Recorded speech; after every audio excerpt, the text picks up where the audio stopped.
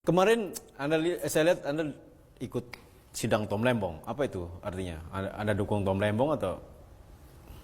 Saya sebetulnya penasaran ini Tom Lembong ini kenapa dia dihukum gitu kan? Maka 3 jam saya ada di situ hanya untuk menunggu mens reanya apa. Oke.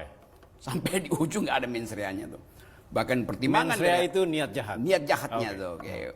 Dan tetapi kelihatannya ya kenapa dihukum kalau nggak ada mens rea? Kan hukum pidana itu dasarnya ada niat jahat itu. Yeah. Dan tidak ada niat jahat. Bahkan hakim mengatakan ya tidak akan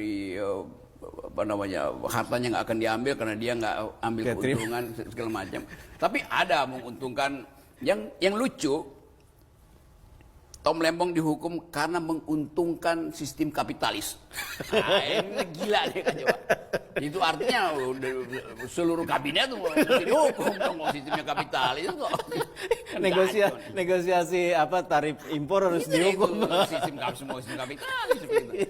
Oke, tapi mens rea itu kan niat ya. Gimana cara mengukur niat itu? Saya mau niat nyolong. Kalau baru mencuri aja, apa itu berdosa atau itu melanggar hukum? Pada akhirnya kalau secara material tidak terlihat niatnya, maka mesti ada elemen terakhir yang disebut keyakinan hakim. Kan dalam pidana itu yang paling tinggi adalah keyakinan hakim tuh. Nah, hakim aja nggak yakin bahwa kan kalau dia yakin dia mesti katakan bahwa ini niat jahatnya. Dia mesti ucapkan walaupun mungkin absurd tapi dia mesti terangkan di situ. Ini dia gimana caranya pidana tanpa mens rea? Pidana. Nah, ini lucu. Ini 2 kata lucu. Pidana 3 kata lucu. Pidana tanpa mens rea ya? Iya, pidana tanpa mens rea. Pidana tanpa niat jahat.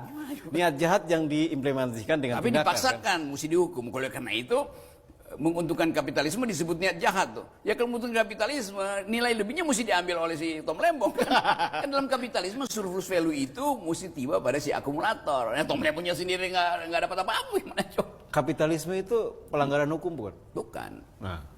Kapitalisme itu kan pilihan ideologi itu. Jadi ya bahkan konstitusi kita